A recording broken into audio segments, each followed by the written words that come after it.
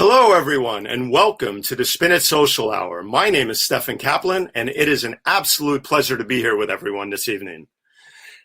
Thursday nights, 9 o'clock, every other Thursday, we're here introducing you to some of the greatest photographers around and letting them tell their stories and share their journeys and, of course, their work.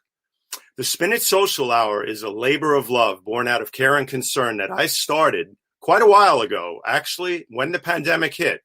Because I decided that when this pandemic started, I was going to start to give back to the photo community, and I was going to help the photographers out there do just what we're doing, bringing them on here and letting them tell you all about their journeys and their work. So I am a social media and visual strategist.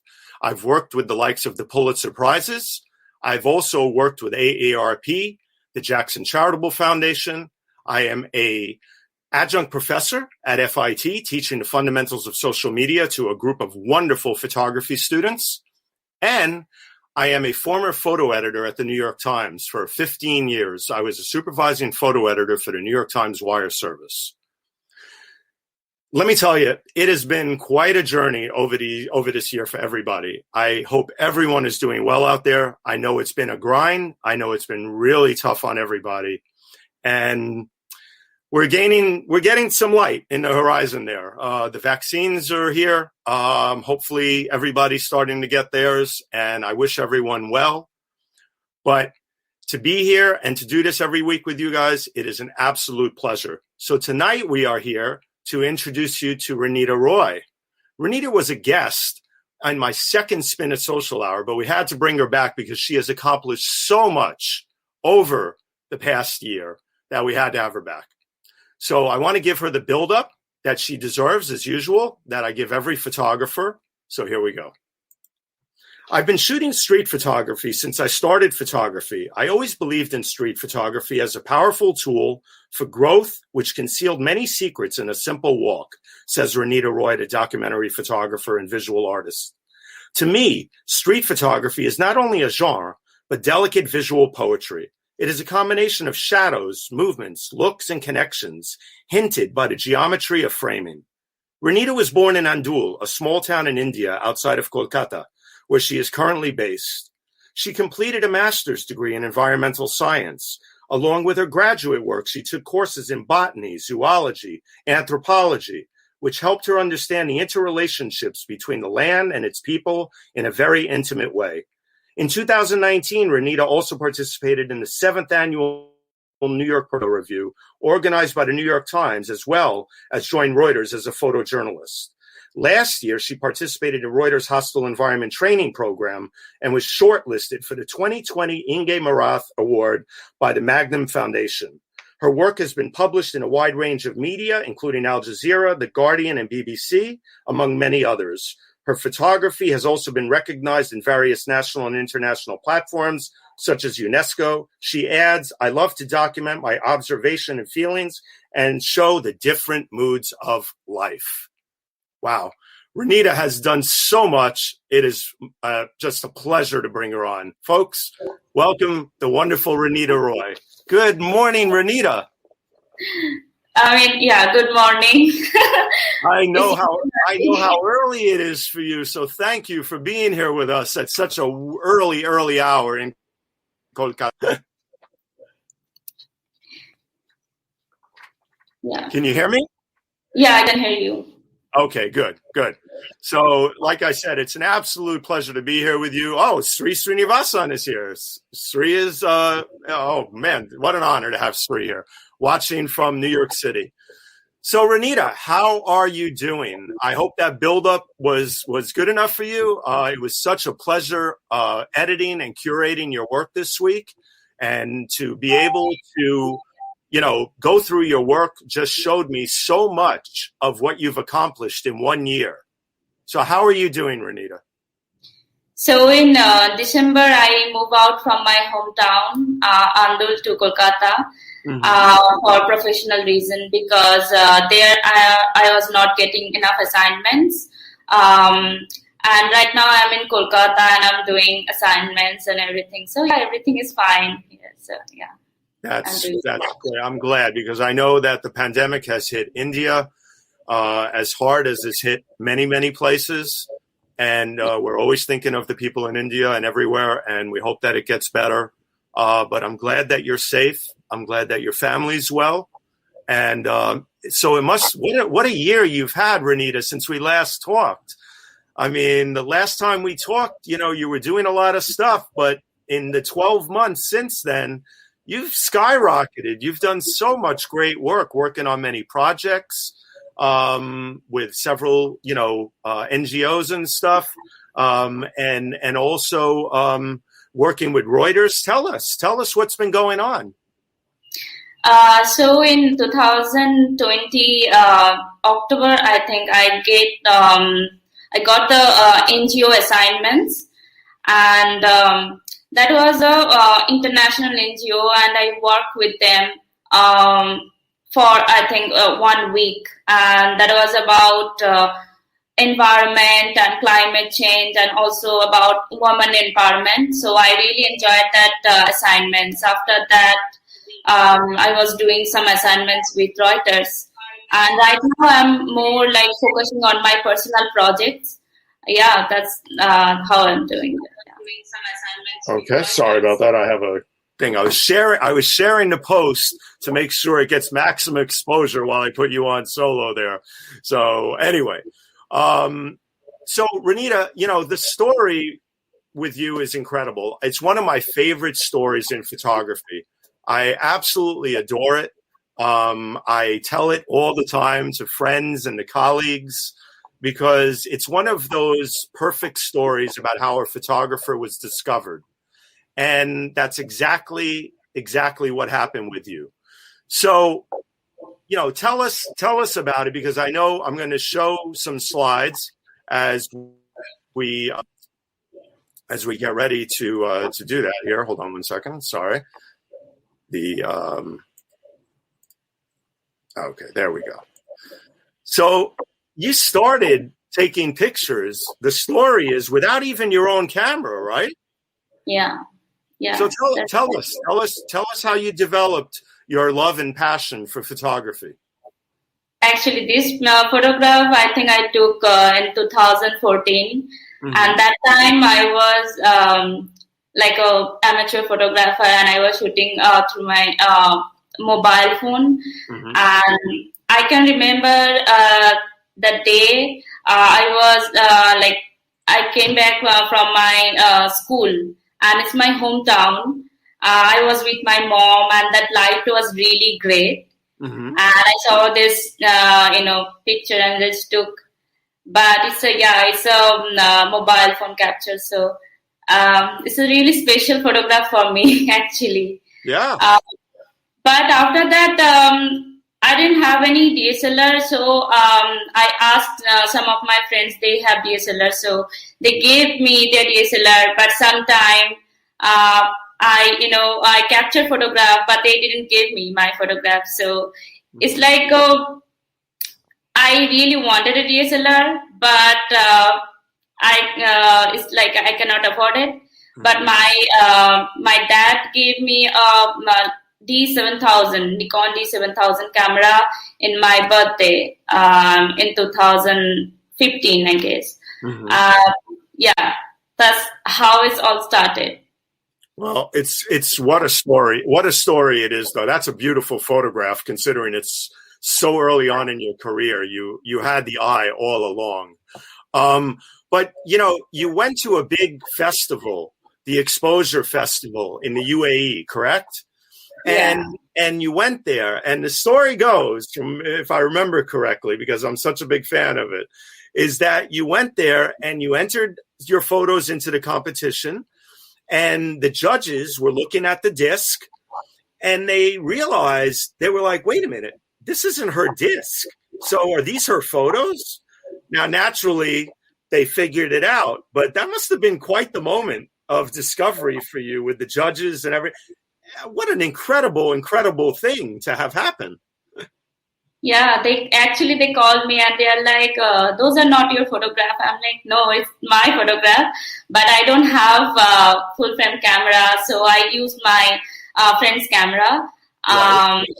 So that's how they're like, okay, now we know that it's your picture, and they make a story out of the whole thing, and it's on Reuters, I think. So yeah, it's a really special moment for me. I think Exposure Photography Festival is I call it like a gateway of my photographic dream. Right. Yeah, so it's a really special moment. I still can remember all the things. We have like I said, I'll tell the story for my existence on this earth. I love it. Edward is a guest, and I've been a guest and a big fan of this show. Edward says the best camera is the one you have at the moment. And when you have the eye for capturing something incredible, that is when you are in the zone and everything comes together like a fine symphony. Beautiful work.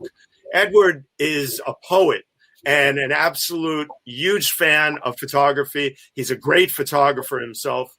So what a compliment that is. But, you know, along this journey, when you were there, Ranita, you met the legendary British photojournalist, Sir Don McCullin, right? Yeah. Yeah. And that's him in the middle there looking over photos with you guys. And, you know, but then, you know, you got to stand there and be with him during this big festival, talking about your photos with him. What was that like? I mean, it was incredible, I think. And, but back then I didn't have any idea about, you know, I mean, photography and who are the photographers internationally. Because I was just doing my photography, I didn't know anyone. But when I get there, I get to know so many amazing photographers. And when I met him, he inspired me so much. He's like, if you really love photography, just do it and don't think of success now. Just do good work and it will lead you to the success. So yeah, it's just amazing. And he actually gave a very detailed, review on my work. So that really helped me a lot. Mm-hmm. Well, you know, the thing is that, you know, he's been around he's a legend. So the bottom line, I'm sure looking at your photography, especially the photo in this photo here that you're looking at, I'm going to show it well, we actually had it in the opening. It's stunning. It's stunning. And the light, your use of light is phenomenal. And I think that's one of the things that's captured the imagination and the eye of so many people out there in the photo world. I mean, you've done so much, like I said already, but, you know, getting to meet him, Timothy Allen, and be at this big exposure festival. I know you were there with also the 2-time Pulitzer Prize winning friend of ours and photojournalist Estras Suarez. You know, we're always going to mention Estras, right? You know, a big fan. But after you were at the exposure festival, you ended up coming to New York, right? And you ended up getting into the New York Times portfolio review. Right. You met my old colleague and my wonderful friend for a long, long time, James Estrin, one of the top photo editors in the world and photographers. James is a legend in the business in his own right. He was the co-founder of the Lens blog and many things. So you met them, you put your work in the portfolio review, and they noticed something, obviously, about it. And then you started talking to them about the ordeal that you've dealt with for quite some time, which is sleep paralysis, correct? Yeah. So tell us about how this all developed with the New York Times and then getting in the Lens blog, and how you then told the world about your story in photography, about what you've been dealing with with your sleep paralysis issue. So when I started the sleep paralysis work, I never thought that, it will be on Lane's blog or someday. I was just doing for myself. And when it developed, I thought that I should share it with the people, because many of the people, they are surviving these things. So, and most of the people who don't have sleep paralysis, they misunderstood these things. So we need to clear these things, that it's not a disease actually, and it's not unreal. It's real. It's very much real who actually experience these things. Yeah. So actually, I entered into New York Times portfolio review, and when I got selected, it was really unreal. Yeah, it was really unreal. I never thought that I'd be selected, but yeah. Then I got selected, but I was not happy because I thought I cannot go to New York because I didn't have any money. It's expensive in New York. And that time I was not doing any assignments. I didn't have any assignments and anything. I was just a photographer, shooting on street every day. It's just, I didn't have money. So, many people, I think many of my mentors and extras, he helped me to start a GoFundMe, and amazing response I got from that GoFundMe, that so many people from all around the world, they helped me with these things. And finally I went to New York and I met amazing editors, and many of them, they liked the work. And finally, it got published in Lens blog. So yeah, I mean, it's just so unreal. Still, it's so unreal. And after it published in New York Times Lens blog, many of people, they emailed me. They sent me message that we are also experiencing the same things. Thanks for doing this story. So. I think after got all the response from people, I was a little bit satisfied, that people are responding on it, and many people are experiencing these things, and they want to share their experience also. So I'm continuing this story still now, maybe in a different way, not the same approach. But I'm also including other people's experience in my work right now. Mm-hmm, mm-hmm. Well, it's so deeply personal. And that is the really special thing about you, is that the way you broke into this industry and this business and everything, to be able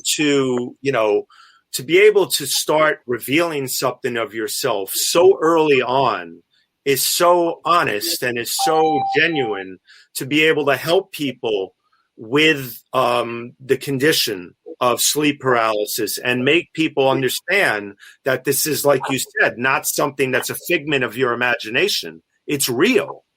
And to document it the way you did is so moving. I mean, you captured these photographs. This one photograph that really grabs me is this one so much, because tell us about this. Tell us about this image. So this image nothing but a moon, and you can see a fire. So I found it like a human figure, something like that. So I took this picture. It's nothing that I set it up. It just happened, and when I saw that it's a human figure, something like that. So yeah, it was almost like it was meant to be, that you were looking for that moment to document something about what you're dealing with. I mean, it looks like a woman's figure or a person's figure, and in the dark with the ambers up in the air and everything. It's really, really telling. And then, of course, these others are equally as telling in terms of the topic at hand. But so, we move on from the New York Times and doing the Lens blog and all the feedback you got. I was looking through the Lens blog the other day and looking at all the comments from people about the condition. And it's so true. You got so many comments from people around the world about this. So I try to tell everybody, go to the Lens. I want to tell everybody, go to the Lens blog, look up Ranita Roy, New York Times, and sleep paralysis, and take a look at the Lens blog, and then read the comments. They're really moving, and it's really an incredible story. But we move on I want to talk about your family, and I want to talk about how you've developed as a photographer and the beautiful, endearing relationship you have with your dear grandmother. Because I found this photo, and it just makes me almost like tear up thinking about my grandmother, because we all have, grandmothers are so special. But this photo is absolutely stunning. And what makes it is that your photo of her is right behind you. So tell us about your relationship with your grandma and what she meant to you, because we're going to be showing a bunch of those photos as we get into the show a little more. So I think for me, my grandma is the strongest woman I ever seen. And she's for me a role model. And she taught me so many things about life and how to be positive in any situation, whatever situation you are in right now. Be positive and have fun with your life. I think she's the woman who is, I can see she's always happy, and she's playing with children in this age. And she's making fun of something. I mean, she's so amazing. It's just this story I did on my grandma in 2016. Back then, I didn't have any idea how to do a photo story. One day, what I did that I captured her one photograph and I put it on social media, and everyone is like, oh, this is an amazing photograph, and I got really amazing response. And that time for me, actually that was really amazing that people are responding on my work on social media. So I started developing the work as like daily life, her daily life and what she does in this age. And I was all alone with her. And I captured every moment. I think you can see a moment where she's cooking and she's doing so many daily life things. Yes, I also am doing a little short video on her right now. And these images are really special for me. Still, it's like... I'm living in this moment, and I can still remember that I didn't have any idea how to develop a photo story. But I don't know how I did it, but it just happened. It just happened, and we shared a lots of stories, and I get to know her more when I started this project. Mm-hmm. Well, I have to tell you, they all, each one of these images, as we go a little bit in reverse here, are absolutely stunning. But it's that special feel that you give to each one, being that she is your grandmother and you know her so well, that you captured every moment, through her daily life, as you said, whether it's in the kitchen cooking. This is such a beautiful, just a beautiful moment, just so normal, but it's just so perfect.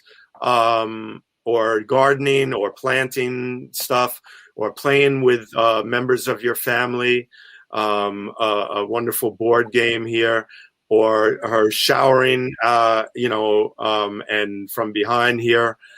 And this photo, though, right here is absolutely striking.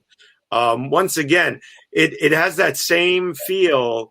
You love to use light so wonderfully. You really do. How did you get so good with light? How did you get so good with light? I really don't have any idea. Maybe I can just... nobody taught me about light and how to use light and everything.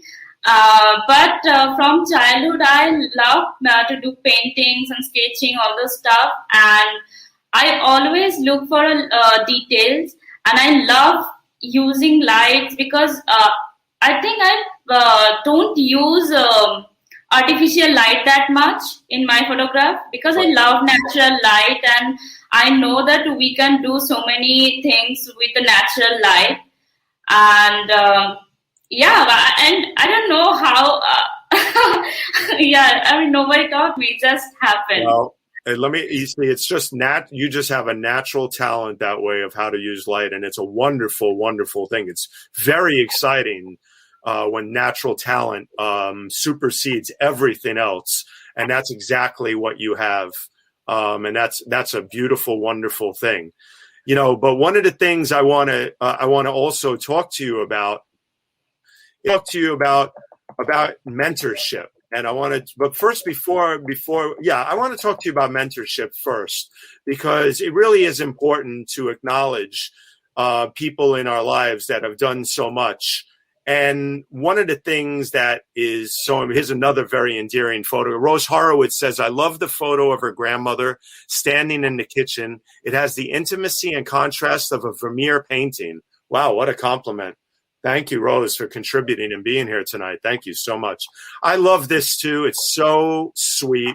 You're showing your grandma the photos on your camera. What does she think of how photography is done now with digital cameras? Does she talk to you about it, or do you talk to her about it? Before I was shooting, the thing, and she doesn't have any idea about photography that much. Okay. But when I started photography, I never found her like uncomfortable. She was always comfortable, and she was like, "Yes, you can take my photo anytime." I mean, you can see she is also, I took her picture while she was, taking shower, right. And it's really amazing when she's like, "Yeah, you can take my picture," while I'm showering. I'm like, really? I mean, it's rare where Indian woman is saying that you can take my picture while I'm showering. Right. That time, I'm like, I was shocked, and she was so relaxed. She was like, nothing is going on, and she's so happy that I'm, publishing her photograph. And many of my friends, they actually brought some of the photographs, and she's really happy. She's just really happy, and even right now, I'm doing a small film on her, and you never find her uncomfortable in front of camera. She's so real. Yeah, you even have to tell her what to do. Edward says the mirror. She can understand the camera. She can understand the light, and she gave my like a model. Because before when I started, I had to tell her that, yeah, you should stand here, or like here, I need that light. But right now, she understands light. Right now, she is the master of light. I think she understands what she has to look. So it's really amazing. Yeah. That is wonderful. You're going to have to do an entire book on just her. You know that, right? I want a book on her because I want to put it in my photography collection. Okay, so I'll help you get it published.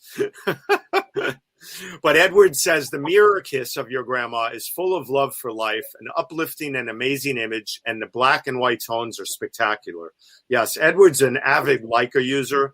He really understands the use of light and black and white photography. Like I said, he's really, really good. But let's move on for a second from your beautiful grandma. Let's talk about, I love this photo because it's of your grandma, somebody so important in your life, and your mentor, Sudipta. So tell us about Sudipta and tell us about what he means to you as a mentor. So I met him, I think in 2015. During a social meetup, and I knew him before. It's just everyone knows him like he's a like a mentor, and he's teaching photography. But I couldn't afford, So I was like, okay. But when he saw my photographs, and all the photographs, most of them are I took. With my mobile camera at that time, and he saw my photograph, and he was like, he really liked my work, and he was like, I will teach you. So he always tell me that I never teach you how to do photography. He teaches me how to use a DSLR, because I didn't have any idea about DSLR, how to use a camera, and I'm not good with technical things. So he teaches me, I think, about the technical part of photography, and he reviewed all my work when I was shooting back then, and yeah, he's like my mentor in photography and also in life, because whatever I am right now, I think I have a big, I need to give him a big thank you. Just well, wait. Hold on 1 second, though. Because if you're going to thank him, let's do it in person. Hello, Sudipta. How are you? Hi. I'm fine, absolutely. Hello, Ranita. Ranita, look who I found. Ranita, good morning. Good morning. Ranita, do you not know me by now that I'm going to surprise you with something? I mean, the second show a year ago, I surprised you with Estras, and now I went in and I found Sudipta the other day, and I said, yeah, I have to have you on the show. Yeah, but I never thought this. I mean, he's your mentor. He's your life coach. It's good surprise, though. So yeah. So why don't Sudipta, Ranita was telling us about you, but you took this beautiful photograph right here on the screen of her on the mountain overlooking this beautiful valley, it looks like. Tell us about the gift that Ranita has, and tell us how you've worked with her and what a special gift she has. Actually, first time when I met Ranita, that was in a contest when Ranita clicked one picture through her mobile, and it was beautiful. I just tell you that nobody teaches Ranita how to use light, because it's inbuilt. How to use light, it's her main strong point. First thing is that. Second thing is that he has the composition sense. It is amazing.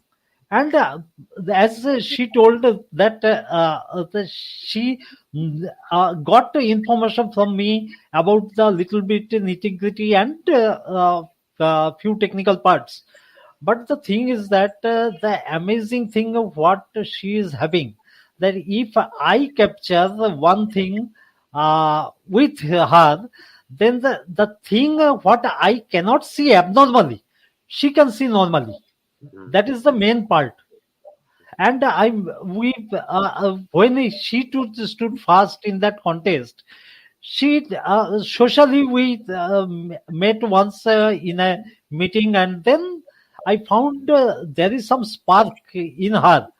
So I know that that time Ranita told me that she cannot afford. That doesn't make any sense, because if she is having talent, so as a mentor, as a teacher, I should come up and hold her hand to bring in the stage. So Ranita, whatever Ranita did, I make some platform only. But Ranita, the journey, what she made by herself. Yeah, no. Go ahead. And in many shooting, I used to be with her, and I saw the dedication, because Ranita actually represents 3D. One is dedication, devotion, and determination. These three makes her the Ranita Roy, the Roy. Yeah, so no, that's beautiful the way you put it. Dedication, determination, and I'm sorry. Absolutely. The 3Ds. Yeah, so 3Ds. I have to tell you, Ranita, it's really amazing, because you went through this. You won the award at the festival. You're also the TAPSA winner here, one of the TAPSA winners. One of your photos recently was last year was one of the pictures of the year for Reuters in their category from India, of the Darjeeling Himalayan Railway steam train. Wonderful story on your website, which people can go to and check out at ranitaroy.com, and check out all of her other work too. We'll be going through other work, but this is a really great story on that railway. But, you know, so much of your work has been picked up all over Instagram. I tell everybody, you have to go to Instagram and you have to check out Ranita's work on Instagram. And we'll get into a bit of it in a little bit. We have to show some of your stories because you are an absolute incredible visual artist when it comes to creating stories on Instagram. You are so different and everything is so creative. I love seeing your feed every day. It's always something exciting to look at and something very telling. But EcoFem here picked up your photos. You've worked with the 2020 with the Women Photograph Workshop here with all these incredible women photographers, and then including Maggie Stieber and Sutapa Roy and all these people that some of them judged work of yours recently, which we'll talk about, that you just got a grant for. We'll talk about that in a minute. But you've also been a speaker at the Media Summit, Tech Fest. Look at you. You're everywhere. And now we're going to get to this, and we're going to let everybody know that this was just announced this week, right? That you won a grant from who? Amplify Photo, right? Yeah. So tell us about that. Tell us about that. So I usually do that. I applied for many grants and things. So I applied with my father's story. That is an ongoing story that I'm doing, and it's a story about unemployment and also how it's affect well-being. I actually entered that story to Amplify Photo Grant, and I just got this news that I own the grant, and I'm like, okay. And I was so happy because I think I developed my writing a little bit, but before that I was not a good writer. But right now, I think when lockdown started and when COVID started, what I did, I actually tried to develop my writing skill, because it's really important while you are doing a photo story, and you should write your own story, because you know your story better. So you should use your own language. So that's how it happened. So Jamie Green, a dear friend of mine, and we worked together many years at the New York Times. Jamie, thank you for being here. What a wonderful surprise. Miss you, man. He says, I'm a words person, not a photographer, as my friend Stefan knows. Yeah, I know that about you. But what comes first in your work, Ranita? He asked, do you look for good images, opportunities, or do you discover the images without specifically looking for them? I couldn't really understand Sure. that. Can you put that back up, Jonathan, for a second, please? So Jamie is basically asking, do you look for good images and opportunities, or do you discover are you always looking for the pictures, or do they just kind of enter into your life as you're exploring different parts of India and different places you go to? So those who knows me well, they knew that I took picture always with my mobile phone or whatever I have. Mm-hmm. I love to create Instagram stories because I took so many pictures daily. And some of the picture that I'm using in my stories, and those are getting published in somewhere, those are like from my daily life thing. It's not, I've never really planned my photographs, but yeah, when I'm doing a story, like I'm doing a story on my father, like I'm doing a story on my grandma, then I plan that how I really want my visual thing, and I draw everything. What kind of frame I want, or what kind of environment I really wanted. So yeah, that's how I really planned, and most of the time it just happened.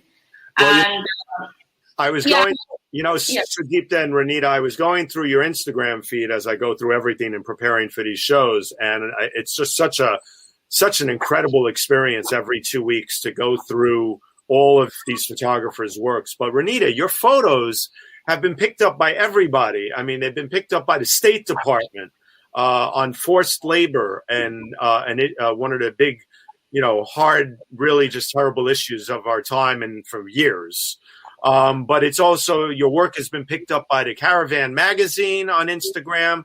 They're constantly being reposted. There's WP, the Journal, Women Photographers, the Journal, pick up your work. You've been a part of the 2018 30 under 30 women photographers. Now, although it's 2018, I had to point this out because some of the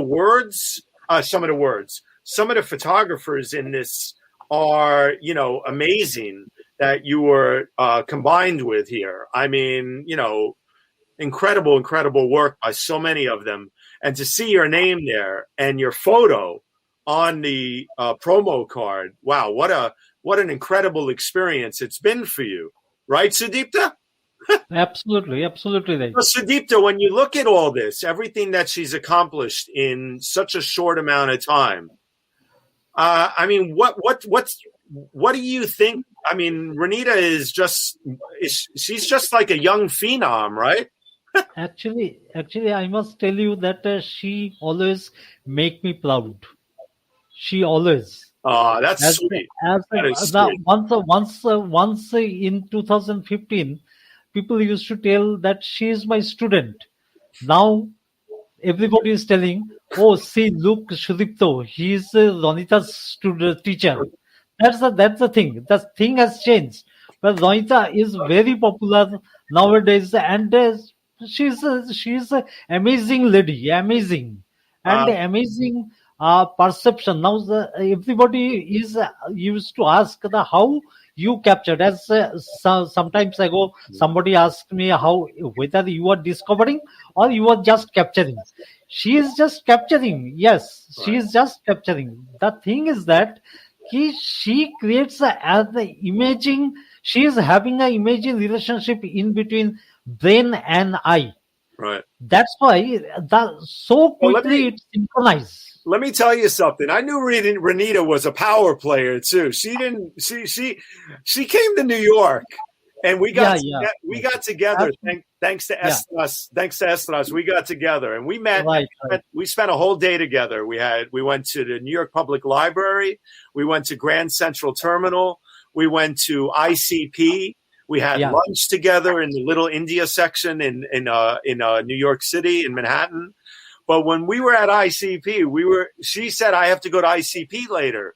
Mm-hmm. So I said, oh, okay, well, I'll probably, maybe go with you or whatever. We walk in and, I ended up being her guest. I'm like, okay, she's coming to New York, my town where I know everybody.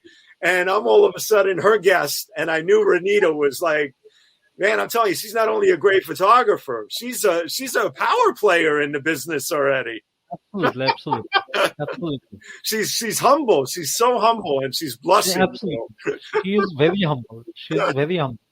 No, she never put her feet off from the surface, from the ground.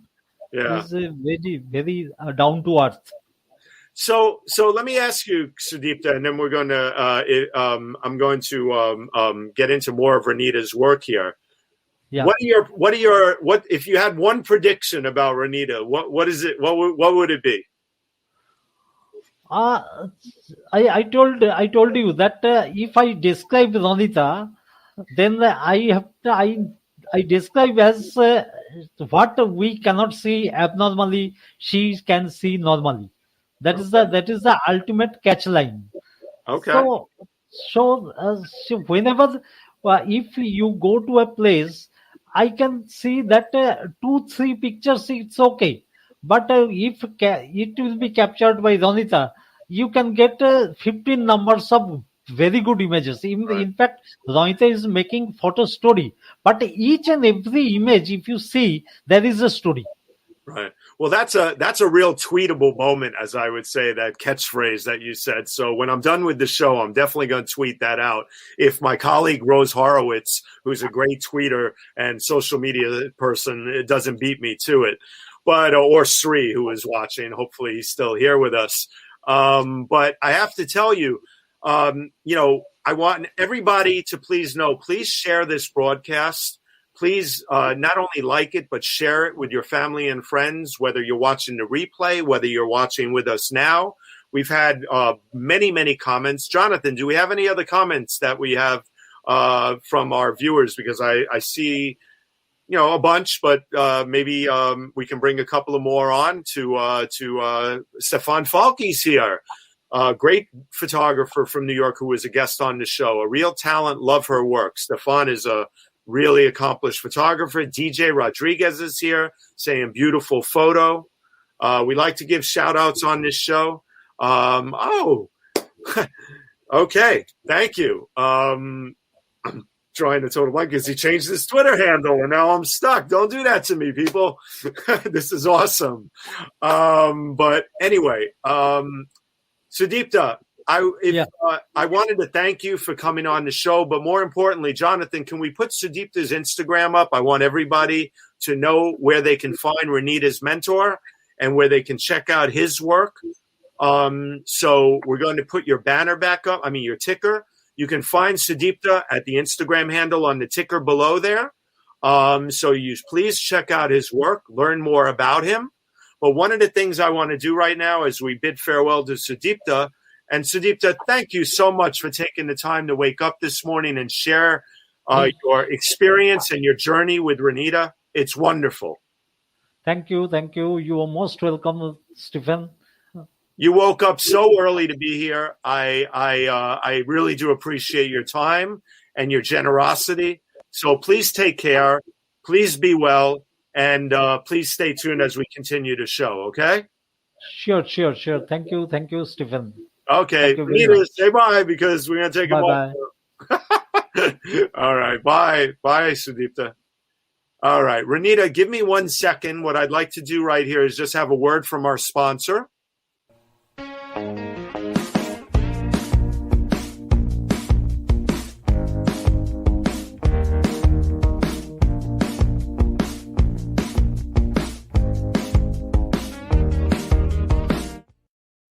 StreamYard, folks. StreamYard is the incredible live streaming platform that is the sponsor of my show. And I have to tell you, it is one of the best live streaming platforms out there. In my opinion, it's the best. I have grown so much as a social media and visual strategist, being able to now bring these shows to you and produce these shows for other people, including working with Sri Srinivasan and the DigiMentors crew. I have to tell you, live streaming is the future in many ways of social media, and it's great to be able to combine it all now. But I want to get on now with a lot of Ranita's work. She's been published everywhere, as we're showing here. Look at this layout she had in a newspaper and magazine. But one of the things, Ranita, that I wanted to talk to you about is during the pandemic, something special happened for you as a person. Tell us about that. I won't say it. I'll let you say it. Tell us about what you discovered during the pandemic, being in isolation for quite a while now.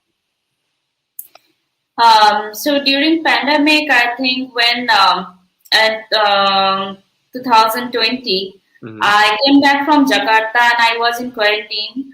And during that time, I was all alone. I didn't meet anyone. And I love to take self-portrait. But that time I realized that I'm not just taking self-portrait or anything, something like that. It's really special and it's kind of healing me. Because it was a really depressed situation for me. I was in quarantine and that whole virus thing is going on. And also my father was really unwell because he got back-to-back 2 brain stroke and his left side got paralyzed. And I was so depressed. But what I discovered during the lockdown, that self-love is really important. And when you take care of yourself and you understand yourself better, you can do better things and you can understand others better.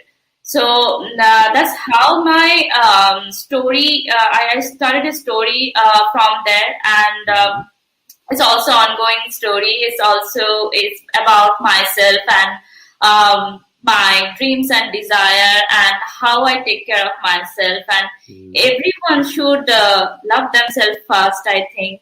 That's really important. So it's also about mental health during lockdown. Many of people, they are suffering, depression. And I think we can do little things for ourselves. And sorry, I just read the comments. So, yeah. Oh, no, it's fine. Jamie was saying before Sudipta and you that the student has become the teacher. That is a really high accolade. A really beautiful comment from Jamie. Jamie knows journalism and photography really well. Edward says, wow, I don't know how Edward types so fast.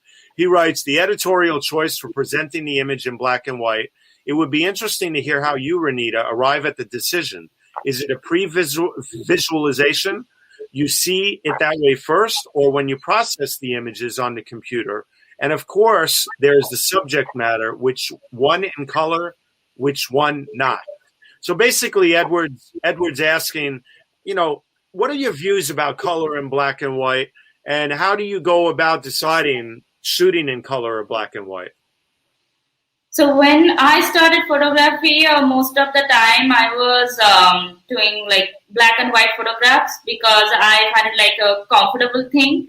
But I actually, when I started creating my color images, and I got a really good compliment. I think it's a compliment, obviously, from National Geographic editors. I was in National Geographic, and there were 5 or 6 editors, and they saw my work in color, and they are like, I think you are underestimating yourself, that you cannot shoot in color, you cannot do stories in color.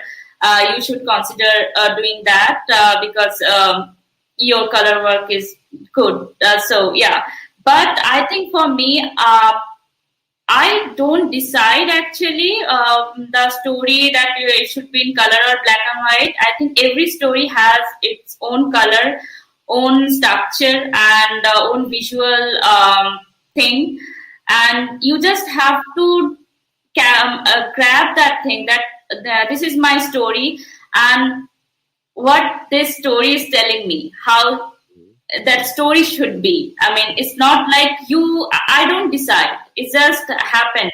I just started shooting, and I don't process the image while I'm shooting. It's just I spent time with my images, and I started realize that this story, what should I do, and what should be done with this story. And it's kind of, the story is telling me that you should do it in color or you should do it in black and white. It's just that, and it just happened. It's not I decided before shooting. So yeah. Well, I love the mix that you did. Now, this is what an accomplishment this was. You must have been in what they say the term is seventh heaven, because to be approached by the Washington Post and to do a story for the Washington Post magazine.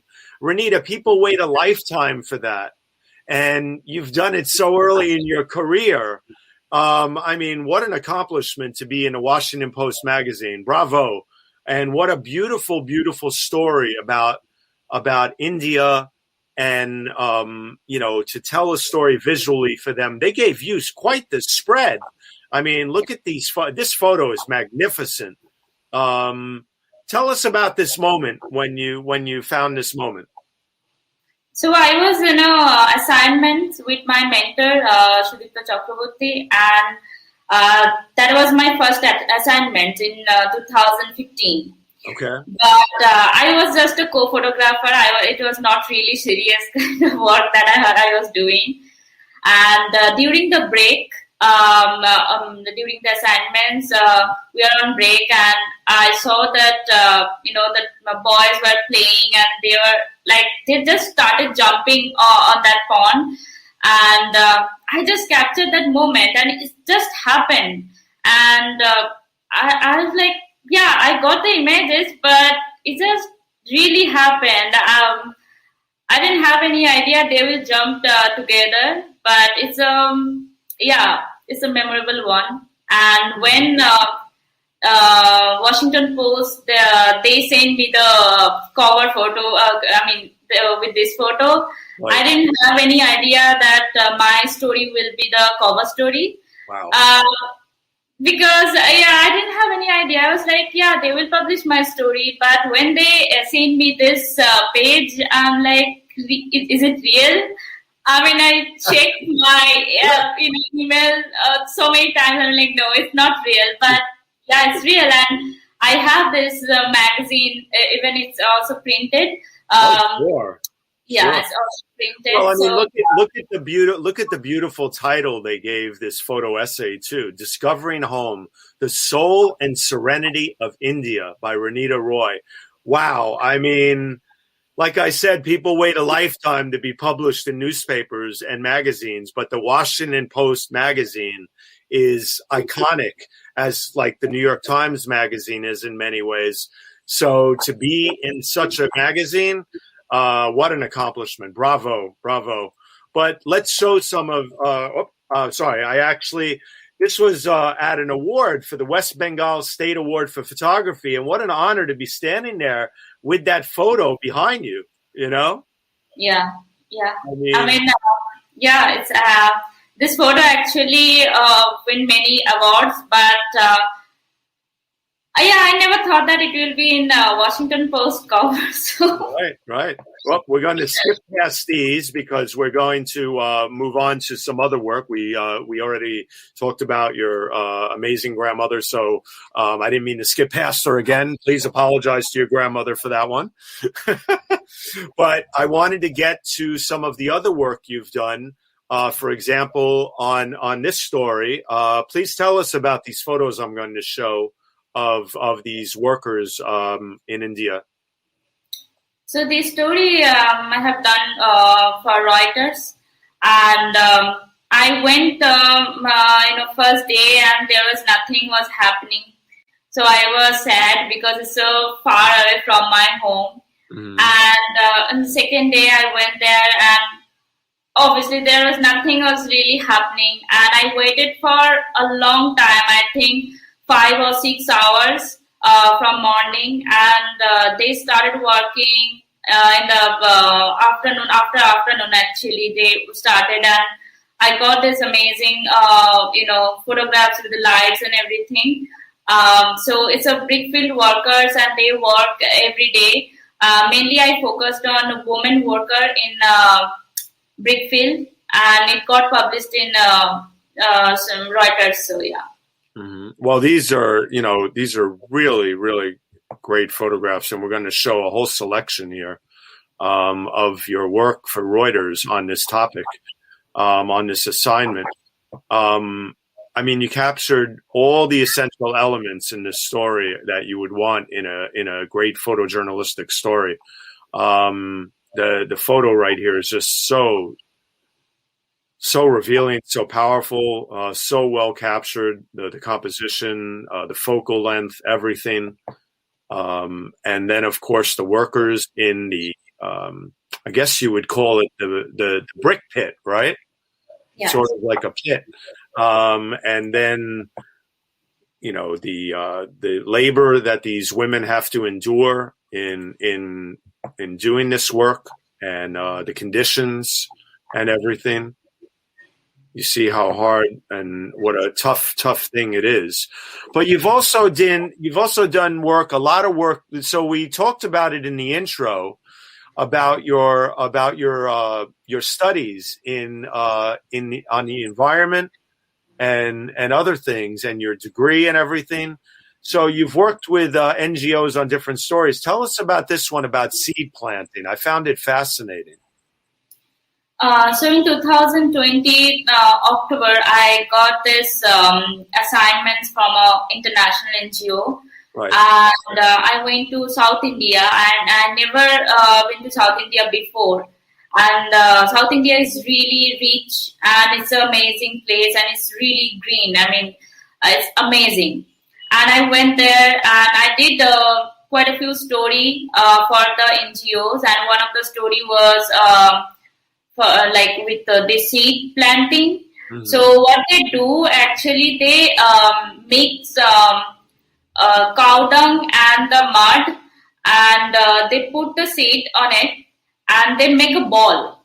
And all the community people, they go to a place where there is no tree, and they throw this balls, and it's grew like a tree. So that's the whole idea of this project. And this NGO is doing this work with the community people. So I have a question for you, since here they are throwing the seeds once they're packed in the mud and throwing them into the area there, and everything. So when they're doing this, you have the degree in environmental science. What is the benefits of what they're doing by putting the seeds inside of the mud and then doing it that way, as opposed to just planting it, a normal way? So normally people plant, but this is a really amazing technical thing, because when you throw the seeds like in a ball, and in a rainy season, it will grow by its own. You don't have to put water. You don't have to take care of it. It will just grow. And if you are doing with a community, people in your community, it's just you are playing with something. Right. So people do it in like they are doing their everyday work. It's really they are really happy while they are doing this stuff. So it's really important, while you are doing something, you are happy.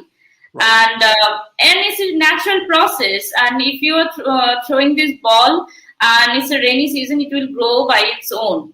You don't have to take care of it. And so they planted many big trees. You can see here, and that's the sister. She's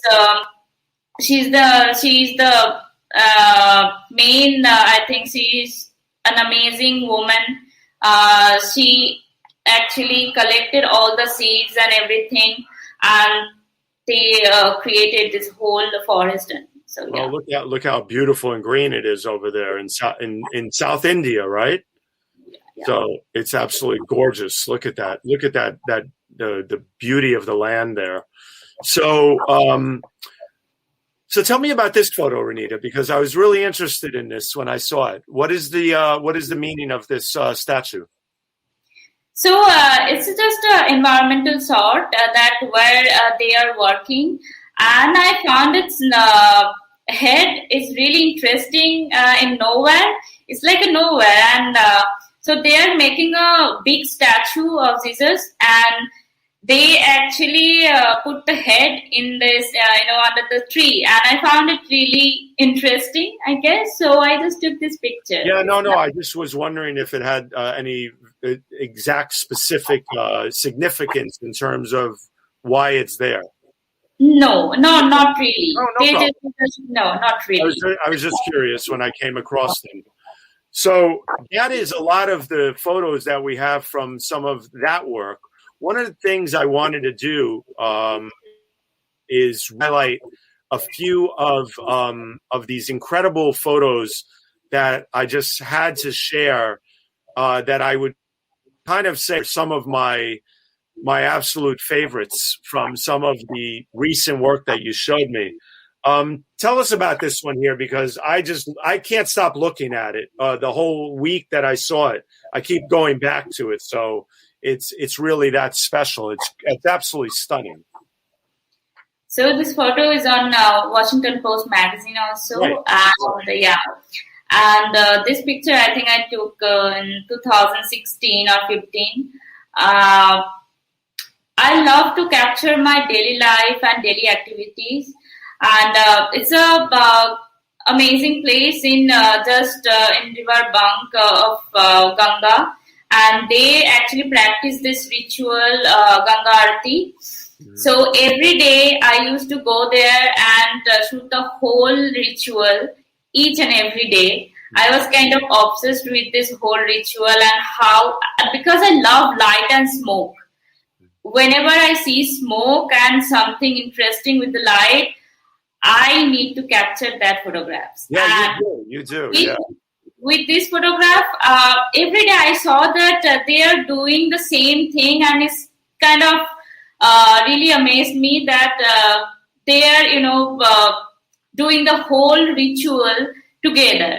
And I took these photographs, and you can see the hands behind. And so there is, I think, four, we call it Purohit, is who are performing the ritual. So I took this photograph because the light was amazing, the backlight and the smoke. And also the hand, I found it really, it's not the photograph that you can find every day. No. It is such a special moment. Yeah, I tried again after that day, but that day was, So No. Listen, there's so much to play with light and smoke and other things, but you really have learned how to control those things when you're around them and find those really great moments. I see we also have Anita Sonia watching, who's doing a great live stream, 100 Days with Anita Sonia. She's live streaming 100 straight days in a row. I applaud her on that. Check her out. And then, so many other people watching. But one of the other photos that struck me so much was you've worked during some of the really powerful storms in India, some of the cyclones, for instance. Tell us about this photo. And I find it to be so incredibly powerful because this was after a storm, correct? Yeah. So I captured 3 cyclones back to back from 2019 to 2020. Wow. And this photograph I took aftermath of Cyclone Fani. And the cyclone was really strong. And when we went there, I think after 3 or 4 months after the cyclone, we went that place to Odisha, Puri. And we saw that people lost their, home, and many people, they lost their lives, and it's like a disaster. You can see people on the street, you can see, cows and so many animals on street because they don't have food, they don't have water, they don't have any shelter.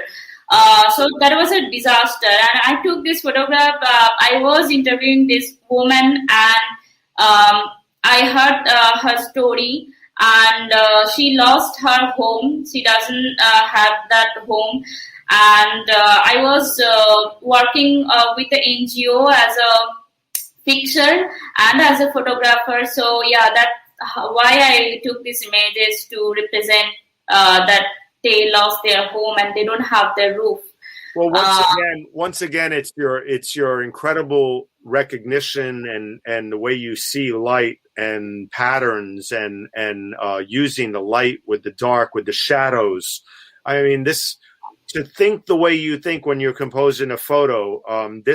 If I had to think of what you would come out of a shoot like this with, I could not predict a photo like this. It's absolutely perfect. It's so unusual and powerful at the same time, with her looking up at the sky, given probably the wreckage in the area and everything else that these people have endured from the storms. But really, really masterful work. Now, tell us about also your use of your love of portraits, because you do a bunch of portraits, and I'm going to show a couple of what I deem your best. I think this one and another one that I'm going to show are just powerful. But wait, Edward has a comment. It reminds me of a photo taken during wartime situation, a woman looking up to see if everything is now safe. Very powerful. Very true, Edward. Very true. Thank you. Absolutely. But tell us about your you have a fondness for taking really great portraits too. Tell who is this right here, by the way? So he's my father, Chandra Roy, and Right. he used to work outside of the state, and when he came to see us, and I took this photograph during, I think during afternoon. That light was amazing, and my dad was sitting on a chair, and I saw that light is coming through a window, and you can see the shadow. It's the shadow of that window, and also you can see in the left side of the eye, you can see the extra eye. So it's a reflection. So I didn't took this portrait directly. I captured a reflection on a window. So that's why you can see eye in. Yeah. So yeah, not a portrait. It's just a reflection of my father's. It is so unusual, that one eye off to the side there, because of the reflection. But the crisscross of the light, and your father has such a incredible look on his face, looking out at the light. Just a wonderful capture of your dad. Bless him. Just a beautiful photo. Then we get to another image that I had to pull to show, because, wow, I mean, I want to see more portraits from you, Ranita. You do great portraiture. Yeah, but I never planned for a portraiture. It's just I know. Yeah, I don't have that. I never study what is portrait is. I just took images. Like I didn't know back then that what is portrait, what is landscape. I just took picture what I like, and still I'm doing these things because I never decided anything. And this photograph I can remember I took during the aftermath of Fani cyclone as well. And this man, he also lost his son and also his home. And he was talking about that storm and that night. And he looked at the beach and the seaside. And that time I found this, you can see his eyes, and he was so frightened while he was talking about the storm. So yeah, that's why I took these pictures. He has the stories and the stories and the whoops. Jonathan's here. It's okay. Jonathan, come on and say hello, everybody. Jonathan Borstein, my great co-producer, who's muted. Once again, you're gonna have to unmute to say hello, Jonathan. Hold on, we have this happen once in a while. Jonathan, hit the unmute button. Okay, when you find it, let us know and we'll bring you back on. Anyway, Jonathan's a great assistant. He helps me drive the car with all of the banners, all of the tickers. Helps me with the narration of the intro and many things. It takes a team to put together such a great broadcast, to be able to show you these great photographers' work like Ranita and everything. But I have to tell you, Ranita, there are just so many things that you do, but creatively, I want you to tell people how you created this image and what it means to you, because I find it to be so telling of the time that we're in. And when I found out what it was about, then even more so. So tell us about this, Ranita. So this image, actually, I planned this image. Right. This is my brother's hand. And during the pandemic, while we are in lockdown, I was creating images for WP Journal, because I am a member of WP Journal, and we need to submit a bunch of photographs for a exhibition. And then I took this photograph. So it's a pond, and you can see a gloves, and a hand is holding that glove. So for me, this is a picture of the connection we have made during the lockdown. Actually for me, it's a portrait. It's a portraiture of the time that we are in, and we need virtual connection, and we need to be safe, and we need this, gloves, and I mean this safe thing. So for me, yeah, that's the photograph. Yeah, well, we want to give a shout out to Women Photograph because we have the ticker right here. Learn more about Women Photograph at womenphotograph.com. Because you've worked with them, you've been part of their organization now and everything, working with many different women photographers. I really do. This is a really great creative image because the contrast between your brother's hand and the glove and everything that we've been through with the pandemic and isolation. It's a very telling photo. Very well done. Really, really, really beautiful.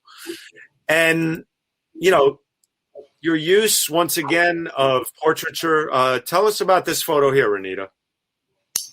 So I took this photograph in 2016, I guess, and it was a ritual that was happening. And it's in rural India. So me and my mentor, we went there. Because whenever I shoot street photography or anything like, I'm not in assignments or anything, I mostly went out with my mentor, and we went there, and there was a ritual was going on, and I saw this moment, and they were shouting this man before the other ritual. So I took many pictures, but for me, this is special because of the water. You can see how it's flowing, and you can see the intense in his eyes. So yeah. Oh, it's just stunning. There's so much to be looked at and said about this photograph. It really is something to marvel at. So those are the ones that I wanted to highlight. But you had some other work that you've been doing that I wanted to give you a chance to share briefly. If you wanted to do that on the screen, you can certainly share it. I know that you wanted to talk about a couple of things. If you simply hit the share button from your screen, because you've been editing this work and you wanted to talk about it a bit. If you want to show a selection of it, I can put it up on the screen here, like so. So why don't you go ahead and tell us a few about see my screen? Yeah, we can see it just fine. Yep. Okay. So I took this picture during the protest against Citizenship Amendment Act in India from 2019 to 2020. I took all of this picture in Kolkata, and I love to capture protests because the energy, and you can see the mainly the youth. They are protesting against the wrong thing, and now even farmer, they are protesting against a bill. So it's really fascinating for me while I'm capturing the protest, and I can see the energy of students and how they are expressing themselves. So yeah, they're fighting against all odds, I think. Right. So for me, I think, and it gives me more energy and more strength to capture truth. Mm-hmm. No, protests, there is that element at protests. I've been to numerous protests throughout my life, and there is that raw energy that you can't capture anywhere else. That photo right there is amazing.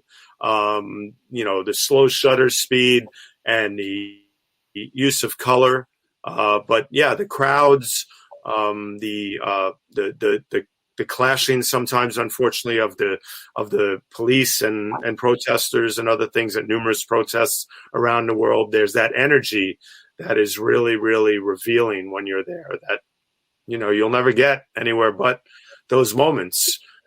Is there something? Oh, so here's the other one you wanted to show briefly of some of the work you've done. Why don't you tell us about this, Rita? So recently I have done this story for WaterAid.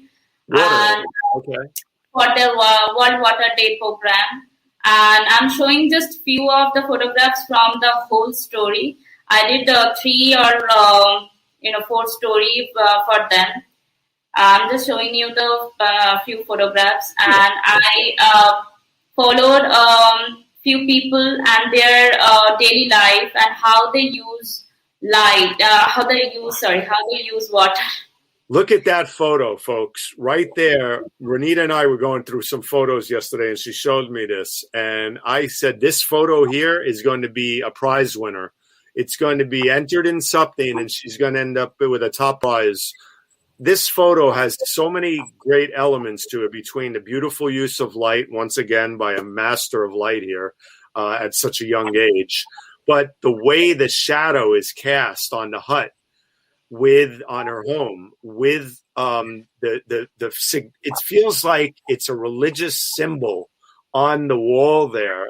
The way you see a statue of a religious figure cast on the wall there. Wow! I might have to buy this one from you, Ranita. I'm in love with it. It's fascinating. Yeah, but you can't because it's an NGO. Well, I'm going to have to find the NGO and get it from them. It's one of my favorite photographs that I've ever seen that you've taken. It's beautiful. So they have to walk for a mile to get the safe drinking water.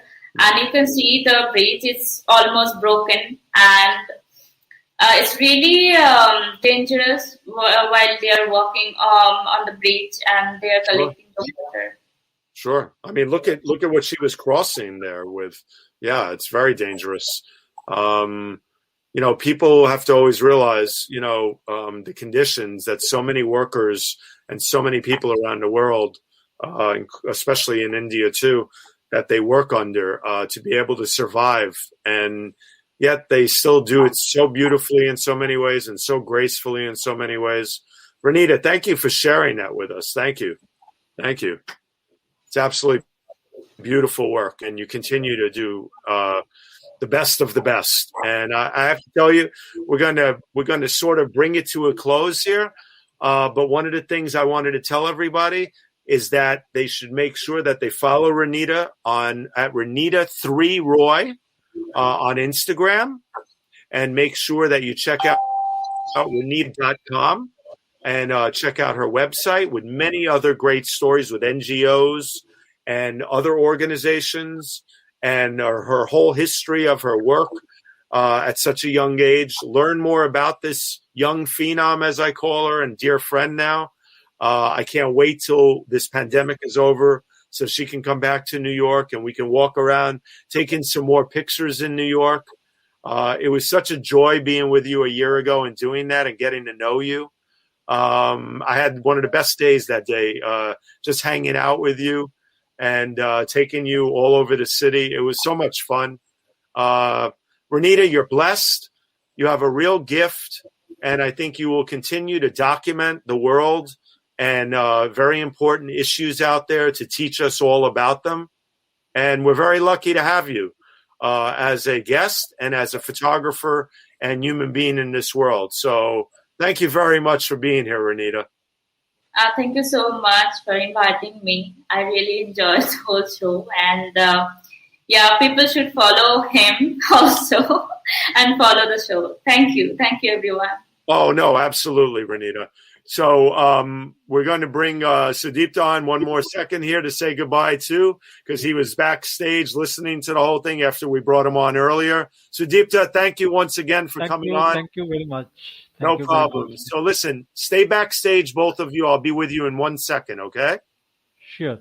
Okay, thank you. I'll be right there.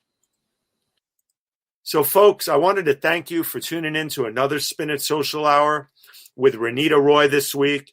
Learn more about her, learn more about Sudipta, and follow them on Instagram and share their work, share this broadcast so that more people know about them.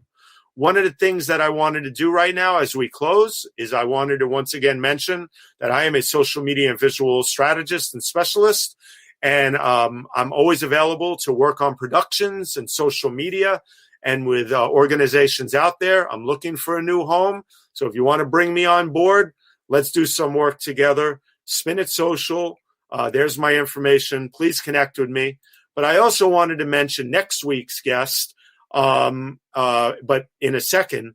But one of the things I wanted to mention also was that Sri's Sunday NYT Read Along. I work with Digi Mentors and Sri.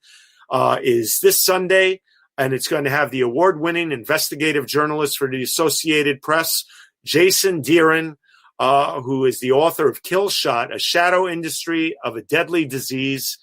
And please tune into the Sunday NYT Read Along with Sri this Sunday at 8:30 a.m. But my next guest, I am thrilled to announce, is Lola Ackerström. She's coming to us all the way from Stockholm, Sweden. And Lola is an incredibly accomplished photographer, originally from Nigeria, who lives in Sweden. Follow her on Instagram at Lola Akinmade. And please tune in on Thursday, April 1st at 6 p.m., 11 p.m. Central European time. She's coming on this show at a late hour just for us to tell us all about her journey and her work. It's going to be a wonderful show. I can't wait to have her on. And I wanted to say thank you once again for tuning into the Spin It Social Hour. Number one, please take care of yourselves. Number two, please take care of everybody out there and wear your masks, and let's protect each other. Be well, everybody. This has been Stefan Kaplan once again with the Spin It Social Hour. See you on April 1st at 6 p.m. Okay? We're coming to you early that night because or else it would be 2 in the morning to 3 in the morning for Lola, and we're not going to put her through that. So once again, take care. Good night, everybody.